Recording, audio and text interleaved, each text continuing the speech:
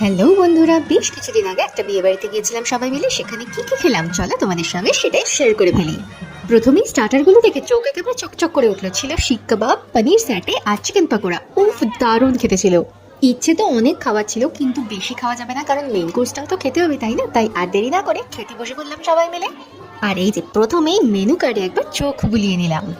প্রথমেই পাতে পড়ে গেল বেবি নান আর চানা পানির মশালা, খুবই ভালো হয়েছিল। আর তারপরে ফ্রেশ একেবারে গরম গরম ফিশ ফ্রাই আর স্যালাড কাসুন্দি দিয়ে। এইটা আমার তো দারুণ লাগে খেতে, কিন্তু বেশি খেতে পারি না, এটাই তো সমস্যা। আর তারপরে শো স্টপার ছিল মাটন বিরিয়ানি।